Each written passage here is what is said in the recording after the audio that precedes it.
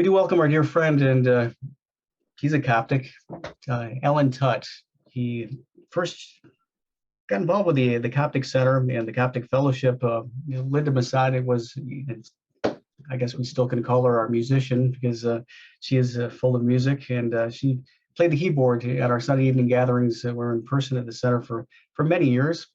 And in 2010, we take a look back and we looked at our initial website of the Coptic Fellowship and the center that opened in 2007. Needed a lot of help. It was time to make it more modern, a new look, to reach out to more people. And we found this guy by the name of Alan Tutt. He came in and we had a Coptic Center meeting at the center in the meet and greet room.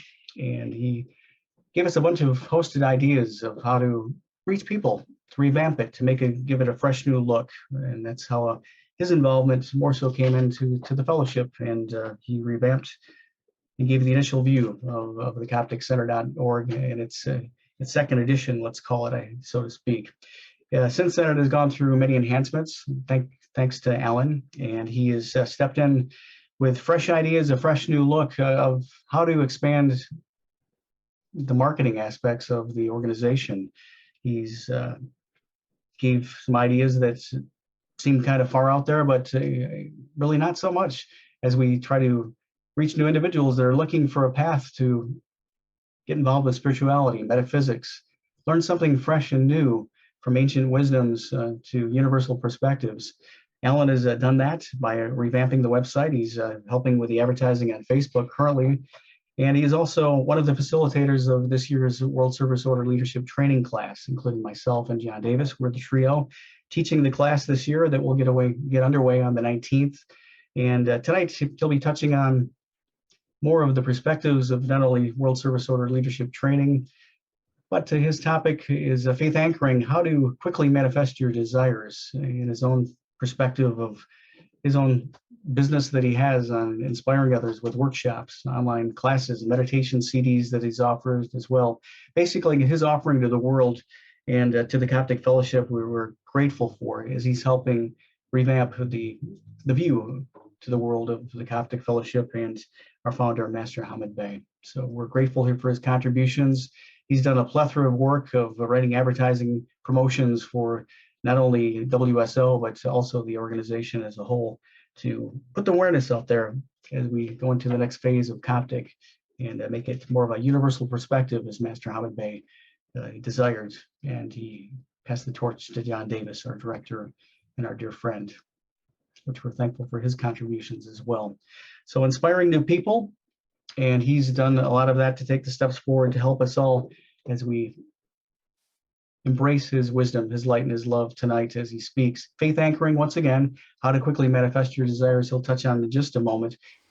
As Mike mentioned in his introduction for me, I am one of three people who are facilitating the WSO World Service Order Master Course for the Coptic Fellowship this year.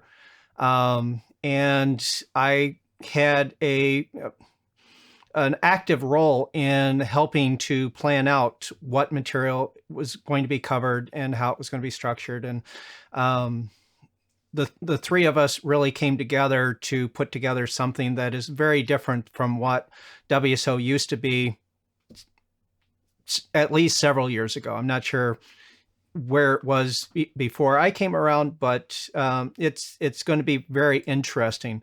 So one of the things that I wanted to talk about tonight is kind of how the material that I generally teach and the material that the Coptics will be sharing in WSO merge and go hand in hand with each other, and try to share something new that I've also found myself doing over the last month or two.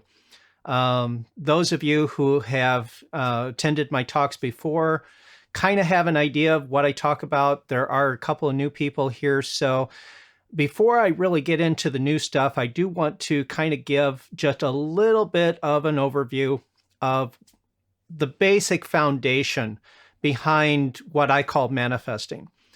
Rose did share some of what Hamid Bey had to say about manifesting, and my definition for the word manifesting is essentially making any change in the world around you according to your decisions. I think Aleister Crowley was quoted to have said something like, "Magic is the production of effects by an act of will." And I know I'm getting it completely wrong, but that's the general idea, is that we have an idea inside our mind, and through some mechanism, we make changes in the world around us. And in a very real sense, that's what the Coptics teach with WSO, is how to become an agent of change in the world. And they call it service. And I have found that when we are serving other people, when we are making a difference in the lives of other people, there is something that happens inside of us that makes us feel good, because it helps us to identify that we do matter. We are providing some value to other people, and that makes us valuable. And some may say that's self-centered, some may say that's egotistic, but it's there. And a lot of us do feel better when we're able to help other people. So there is that. The actual mechanism of manifesting, there's really at least two different ways of looking at it. We can look at manifesting on a physical level. And there it could be just as simple as you're hungry, you go make yourself a sandwich, you have now manifested lunch. So that is on a very, very base level. That's something everyone does.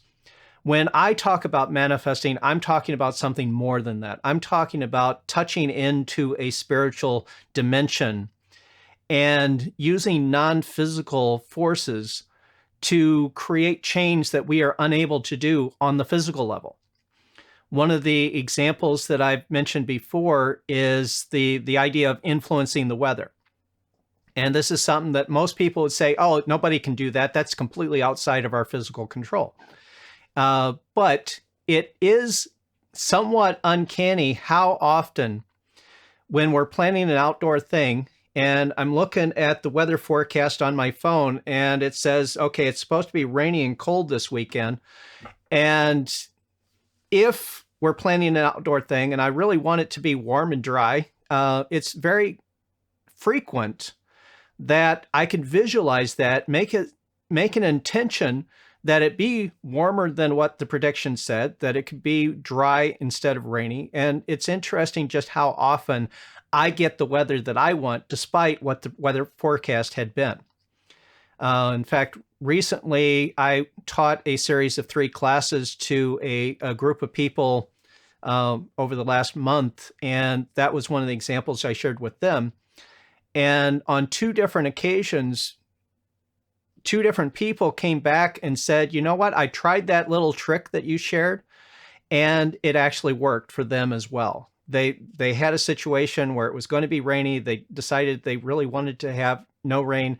They made a decision to believe that it would be dry and not raining, and that was the experience they had. So this is not something that's just me. It is something that anybody can do if we believe that we can do it. And that is one of the key factors, is belief, faith. According to Christ, according to your faith is it done to you. Whatever you ask for in prayer, if you believe that you will receive it, you will. And so we are taught over and over and over again that our faith is the most important aspect in getting our prayers answered, which, according to my definition of manifesting, that is exactly what we're talking about, is praying in such a way that our prayers are answered. A lot of different ways of looking at it. We're not going to cover that right now, but basically, since faith is the most important factor in manifesting, anything that we can do to increase our faith is going to be helpful. In fact, I remember reading through the Bible and reading all those quotes about according to your faith is it done, if you had enough faith, all this kind of stuff. And of course, the biggest question in my mind is, okay, how do I get more faith? How do I increase my faith? How do I make my faith strong? And that answer wasn't really in the Bible. So I had to search for that in a lot of different ways. Long story short, what I have found is that the quickest and easiest way to increase the level of faith you have in a particular outcome or in a particular situation. Let's say that we do want to change the weather. If I want to change the weather for, let's say, next weekend, then I have to have faith that, yes, this will happen. So the quickest and easiest way to do that is to start off not even thinking about what we want to change, but think about things that we already believe in 100%. As an example, right now, I'm sitting at my desk. I'm sitting in an office chair. I'm looking at the camera. I've got a microphone right in front of me, which I can see on the camera is probably adjusted a little too hot. So I might be coming through a little distorted. I hope not. But I see the different objects in the space around me. I know that these things are real. So I have faith that this desk is real. I have faith that the chair underneath me is real. I have faith that the camera that I'm looking at is real. These things are real. And so there is a certain level of faith there. And so if I start out by thinking about things that are already true, obviously real, and I really focus in on what is that feeling of faith that I have within there, and if at first you're unable to identify that, you find it by contrasting things you believe in and things that are absolute fantasy. One of the examples that I will use every once in a while is, okay, how much do I believe that I am a human being living on planet Earth? Well, this is an obviously true statement. So that is truth. How much do I believe that I'm a hamster on Mars? No, that's not true. That's fantasy. How much do I believe that I'm looking at my office right now? That's true. How much do I believe that I'm in a magical forest with a rainbow over every tree and green or purple grass?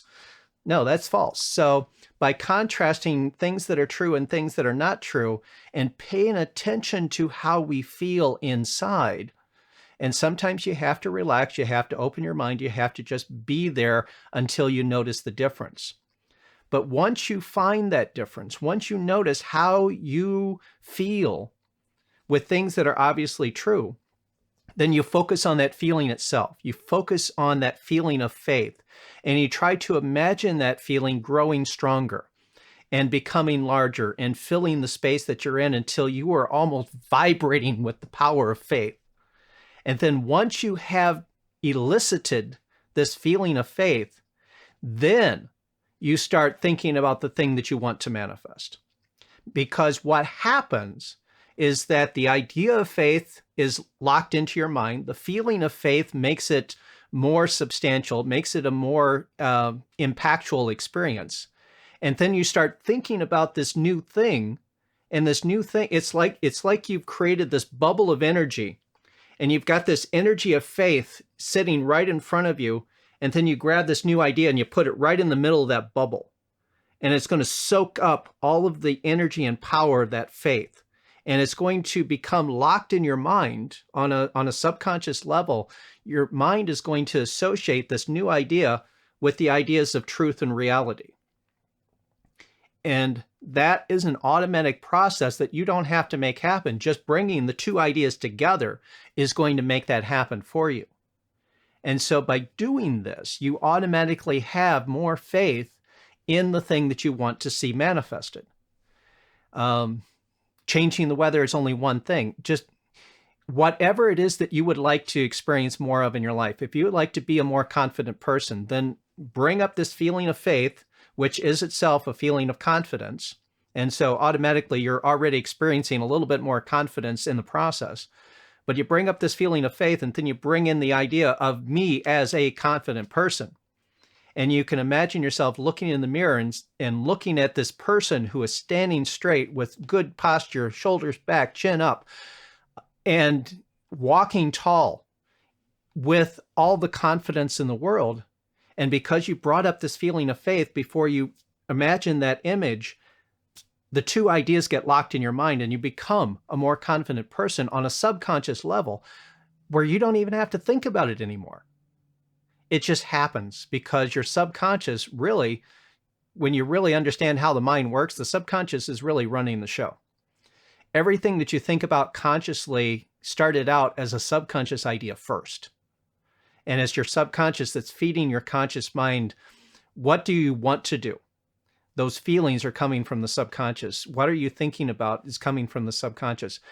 It takes a lot of effort on a conscious level to change the subconscious unless you work through the feelings. So by working with feelings and by focusing our conscious mind on those feelings, we are able to shift our faith as necessary to make things happen. Now, this idea that I just talked about, bringing up this feeling of faith and then locking it into a new idea, that is what I call faith anchoring. You are anchoring this feeling of faith onto this new idea. And once the two ideas are anchored together and they become one idea, they live as a single unit within your mind. Your belief system is now changed because that faith is now married to this new idea. Again, the ideas can be anything. There are certain ideas that really make a difference in your life. Believing in yourself. I am a good person. I am good at what I do. I mean, this is a highly useful belief to have in your job, in your role as anything. I mean, it doesn't have to be professional. It can be personal as well. Just going out mowing the yard or cleaning the basement or whatever. I'm good at what I do. I can do this. Believing in yourself is a very powerful belief to have. Believing in what you do is a very powerful belief to have. If you believe that the work you're doing has value and you don't think of it, oh, well, anybody could do that, it doesn't matter. I remember one time way back after high school, while I was going to DeVry, working at a fast food restaurant. And at that particular time, I didn't know any of this, but I did know that I had to feel good about myself. And so I made a decision to choose to focus on the work that I was doing in terms of service. I was serving people who were hungry, who didn't have a lot of time to sit in a restaurant, and they came to this place of business to get good food that satisfied their need for nutrition in a short time frame. And so that was my view of the work that I was doing back then. Obviously, the work that I'm doing right now, I'm teaching people how to tap into their inner power. I'm teaching people how to open up to the divine and channel that divine power into their lives to really make a big difference, not only for themselves, but for the people around them. So I do see the work that I'm doing as being incredibly valuable. And this is a belief that I highly recommend to everyone, to see the work that you're doing as being incredibly valuable, because the honest truth is that it is. Everything that you do has value because it impacts other people to some degree. I mean, let's just kind of use an example that most people would say, oh, well, that's not going to affect anybody. If you enjoy taking a bubble bath and you're completely alone, you're indulging yourself, and you're just doing something that makes you feel good, that's still valuable for other people, because if you're feeling good, the next person you talk to is going to get a benefit from your positive mood. Everything that we do has value to other people. It ripples out, like John keeps saying, everything is a pebble in the water. It plunks in the water, and it's a ripple effect that goes everywhere. Believing in yourself, believing in the work that you do, believing that the universe is on your side. That's the third most important belief to have. Believe that the divine is there with you and wants you to succeed. I think Chuck mentioned in the social time beforehand that there's this apparent law of non-interference, where the divine can't do things for you unless you ask. And I have kind of noticed a similar thing for myself, that you have to be open to this assistance. You have to be open to, okay, I know I can't do everything myself. I need help. Please help me. Being open to the divine, believing that the divine is there to help you. According to our faith as it done to us, if we believe that God is on our side, if we believe that the force is with us, if we believe that we have masters and guides that are with us, helping us through life, that belief makes it happen. Now, one other thing that I do want to add into this for those who might be a little bit new to some of these concepts, and this is something that I really had to focus on quite a bit with the class that I just did 3 sessions of. When people are coming from a purely physical point of view of life, and they're not sure whether or not there actually is a metaphysical, spiritual level of reality, I help them understand the value of these techniques by showing them how it works on a purely physical level, because it does work on a purely physical level as well as a metaphysical level. If we take the metaphysics completely out of it, whatever beliefs that we have on a subconscious level impacts the decisions that we make, the actions that we take, and on a purely physical level, the results that we get are a direct correlation to the actions that we take. Not only what we do, but also how we do them. So if we're cooking dinner, for instance, that dinner is going to be impacted by the spices that we put in, the temperature that we cook it at, whether we're cooking it in a skillet or in the oven, whether we're boiling something. All of these different decisions impact how the meal comes out. Those decisions, most of the time, are based on how we feel, what we believe to be the best way to make the dinner. If we believe that it's better to do it in the oven, then that's what we're going to do. If we believe that it's better to cook it on a skillet, then that's what we'll do. If we believe that it's okay to do it in the microwave, that's what we'll do. Our beliefs determine our decisions, which impact our results. On a purely physical level, everything that we believe ripples through ourselves, the responses that we get from other people. If we're confident in what we do and we're talking to someone and we have to persuade someone to do something, whether it's persuading kids to clean up their room, whether it's persuading friends to go out to a particular restaurant for an evening, or persuading a prospect to make a purchase, whether it's personal, professional, whichever way it's going, if we are confident in what we're doing and we appear to know what we're talking about, people are more likely to trust us. And so the belief that you have about yourself and what you're doing impacts the response that you get from other people, again, purely on a physical level. Now, I also believe that there is more to life than just the physical level, and there is more at work than just that. But for those who may be new to these concepts, that's the door in. That's the first step in to trust that this work of changing our beliefs can be worthwhile, because there is that direct physical connection as well as the metaphysical connection. Okay, so tying this in with WSO and what the Coptics are doing, WSO is about finding your path of service.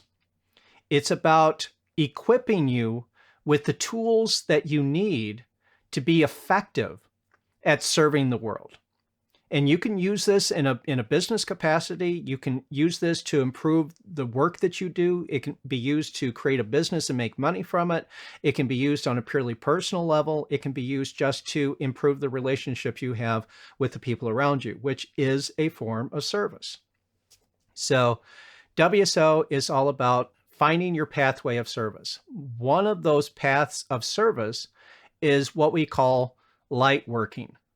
Becoming a light worker, someone who will tap into that divine channel and pray for the betterment of all of humanity and for the assistance to very specific people. If we know someone who's in trouble, we can tap into that divine, bring up that feeling of faith, see this person as being healthy or in a good position, something that we want them to move towards, And by bringing that faith to that image, to that thought, that idea, we are helping them move in a positive direction. So becoming a light worker is one of those pathways of service, and it is done through the power of faith. And so that is where the Coptics and I know Michael introduced myself as a Coptic.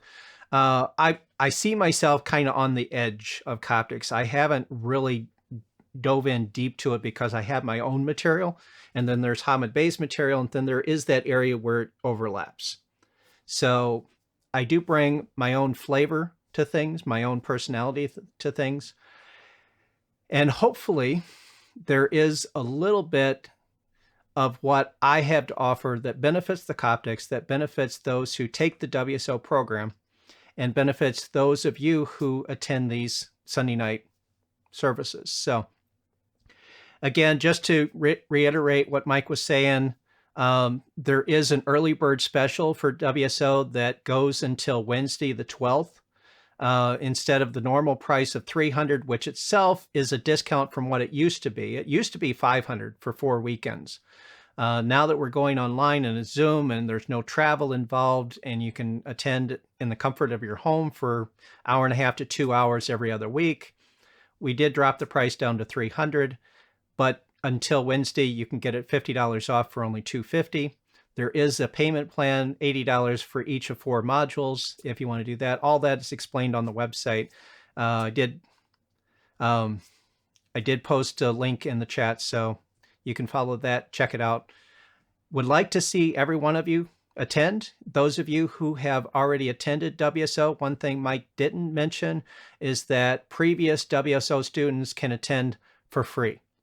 There's no need to pay another fee once you've gone through it the first time. So that's also one of those extra little benefits that is quite amazing in the way that the Coptics work. And that is when you go through these matric courses, you only pay one time, and you can go back over and over and over again as often as you want and get more out of these courses, because it does change from time to time. And again, this year it's changed dramatically. So that's all I have to share with you right now. I would love to hear whatever questions you might have, whatever comments and feedback that you have related to these ideas. So let's hear what you have to say.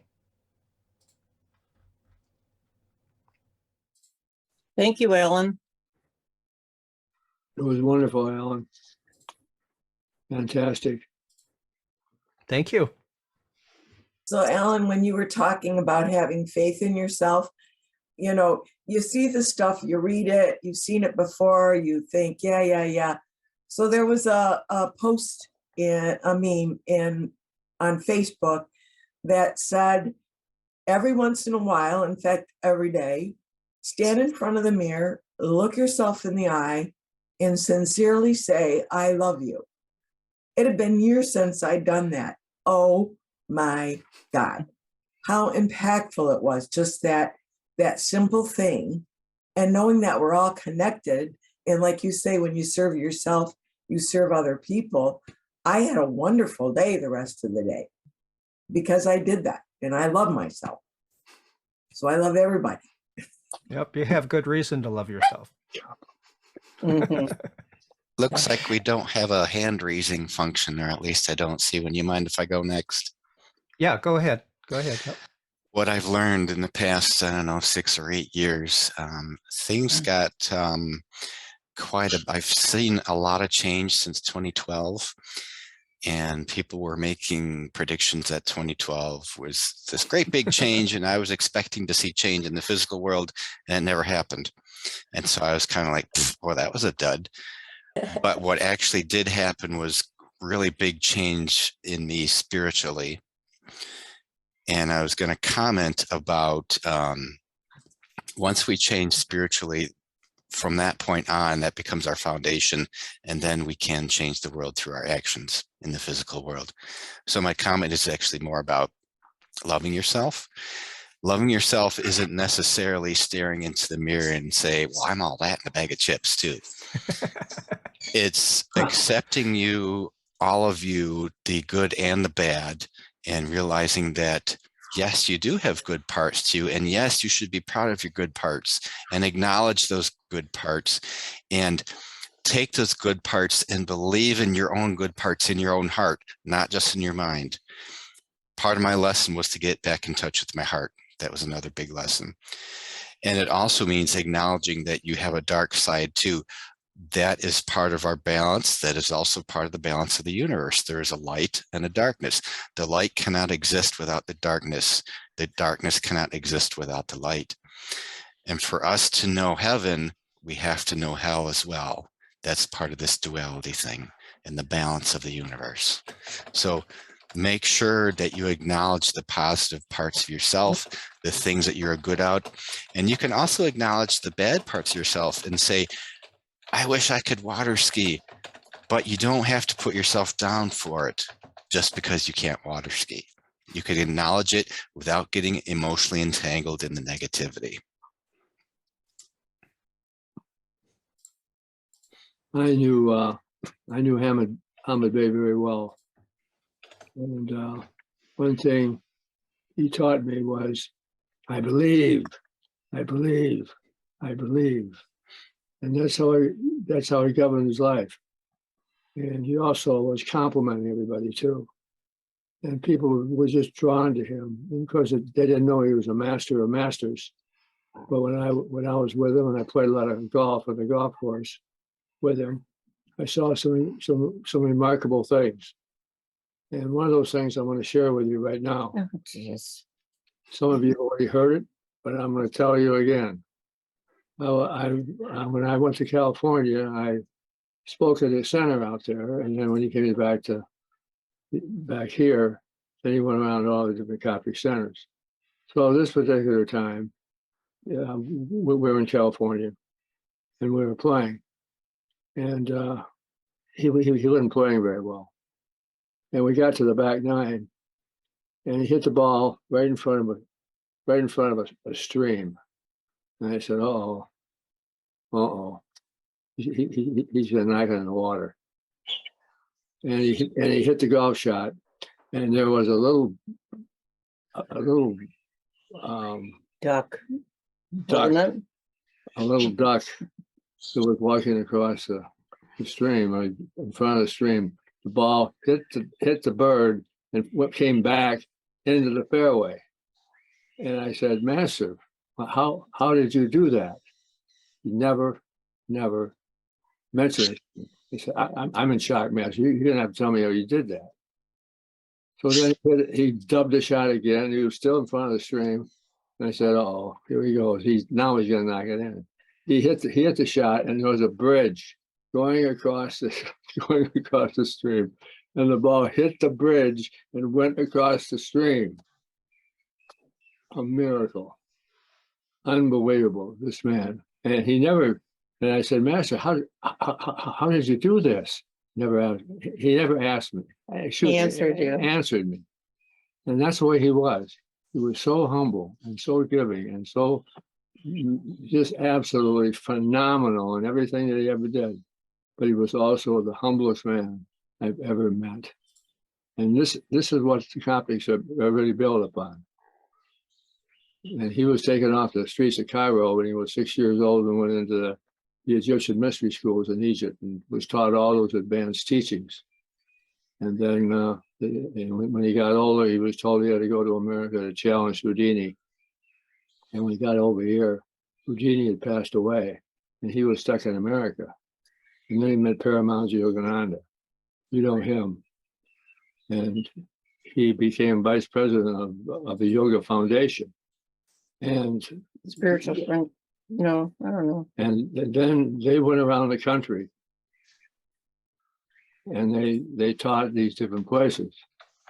And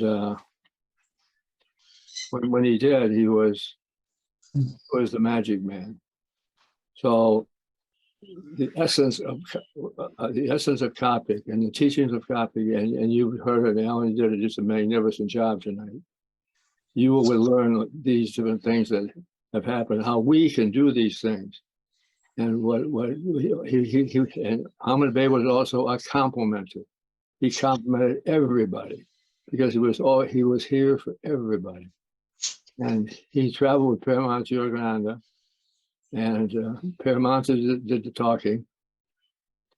And Hamid Bey was put in a casket in front of Hamid Bey, and he went into a suspended animation.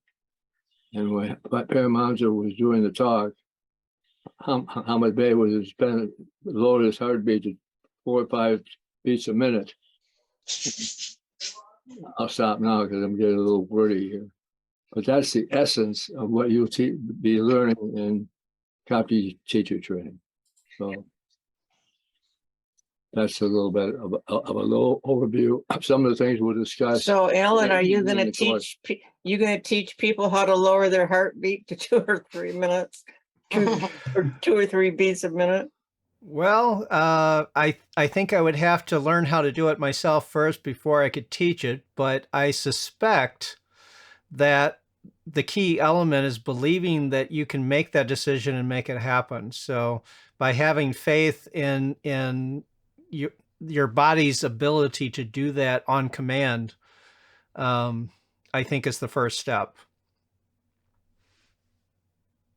I know that that's the first step in pain control, which is something I have been able to do to eliminate pain. So that's at least one step.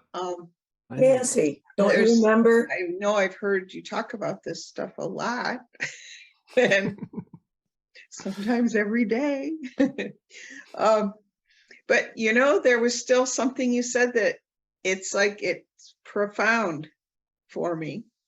And I realized this is what I forget, and that the universe is on your side. This divine is always on your side. And even though appearances might be, that things aren't so-called going your way, and it seems like everything's against you.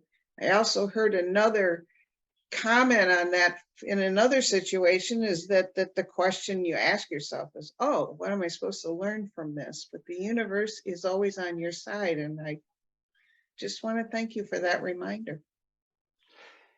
What I was actually intending to say is that the experiences that we have in life mirror the beliefs that we have. So if we believe that the universe is on our side, that is what we will experience. The flip side of that is if you believe that you're cursed, if you believe that you're jinxed, if you believe that you're blocked on all sides by obstacles, then that would be the experience that you would have. And if you ever find yourself in that position where you think that that's your reality, the first step of getting out of that pattern is by focusing on the idea of faith and what is true and what is real, and then shifting that faith and anchoring that faith to the idea of the universe is on my side, God is helping me, and there is a way out. Hmm. I have another little story to relate for people who may think they're not worthy of certain things. You are worthy of everything the universe has to offer you. And when I was struggling with my own self-worth, I went to a channeling lady here in town. She had a group of us, she had a public appearance, and I asked her a question, and I said, how can I do all these things that I'm doing? I don't understand. Why me? And she said, why not you? And that just hit me like a ton of bricks. And I had other experiences to make sure I got it through my head that I am worthy of everything that is going on, that I just need to stop and let the positive things happen.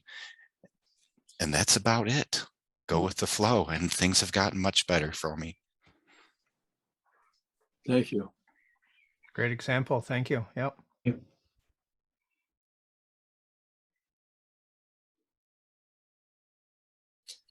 Why not you? Because the universe loves you. You just have to accept their love. Mm-hmm. Well, and then there's also this other idea that I have sometimes talked about, and it's a little bit out there, But if you realize that God, the creator, the divine, whatever term you want to use, is outside of time, there's this idea that we are all part of one great being. We are all a part of God. Well, there's also an idea that we are all the one God, acting as if this God is who we are now. So it's like you have the universe for all eternity in this space time continuum, whatever. And then God can go into that creation, pretend to be one person and live that life, come back out of it, go back in, pretend to be another person living a different life, come back out of it, and go back and forth trillions of times. And then we end up with a situation like we have now. There are 20 connections on this Zoom call, and each and every one of us is God living our life along a different thread. Because God's outside of time, there is no conflict with God being each and every one of us at the same time, because time doesn't matter. So that's why because you are God.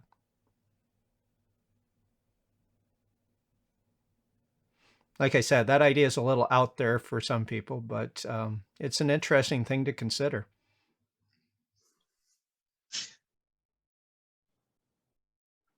I like it.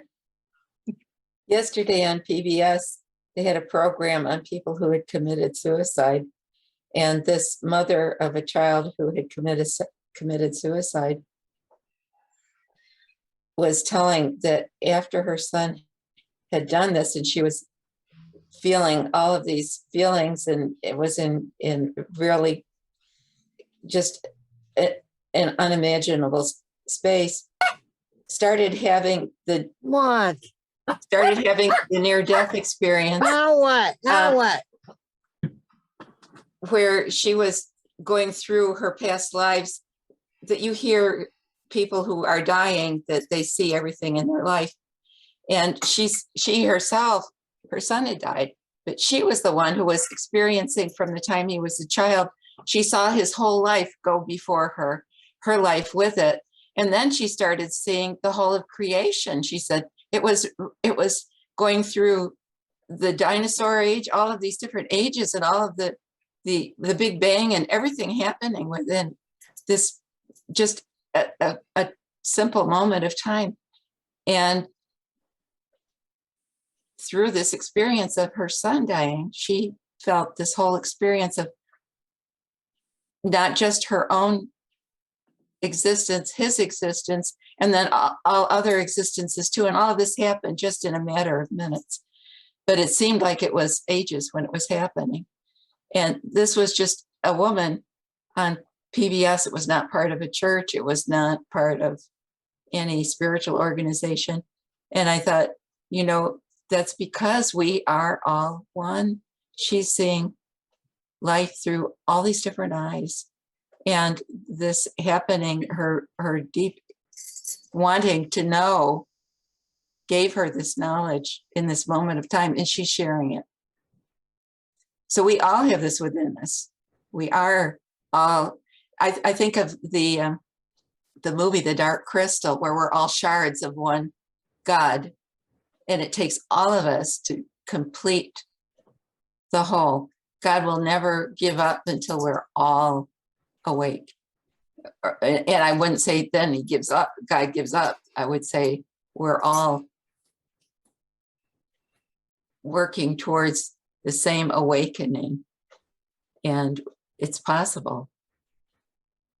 That's very interesting, Barbara, because I also use the word shard because we are shard of the creator. Yeah. I thought I was the only one. Oh. Like a piece of crystal. Oh, yeah. Yeah, lots of great stories.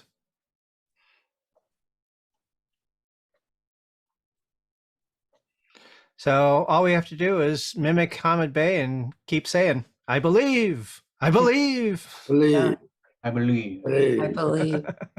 believe. Yeah. And not to forget that when things are starting to look dark, I have to wake myself up and turn around and say, wait a minute, what are you doing? You know, this is not Mhm. what I believe. Mhm. Start with what I do believe and don't let it be that negative. I have been looking at my past experiences in a different light. Instead of seeing them as a negative experience, I am giving all these people thanks, and I'm saying thank you for the learning opportunity because I learned from it, and I'm very grateful for the opportunity. And that seems to process it in my soul in a whole different way. It changes all the energy of that memory in my soul to something positive. Yep.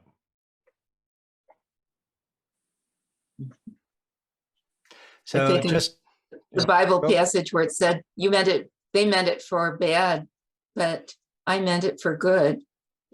So when something happens like that learning experience, somebody wanted you to have a bad experience but out of it was a good lesson that came. And so always look for the silver lining. There's Mhm. something there. Mhm. Loving the conversation. Thank you, Chuck and Barbara. Well, thank you. And it's, I guess I could thank my ex-wife for helping me learn a lesson, because without her, I would not be the same person today. And so I thank her very much. Very good. Mhm. Well, and I thank all of you, every one of you, for all that you contributed here. It's been a beautiful evening. Sure has been. And thank you, some of the new names in the room, Hiram, Kathy. Looks like we have Aurelia and everyone. Thank you for joining us tonight. And as we close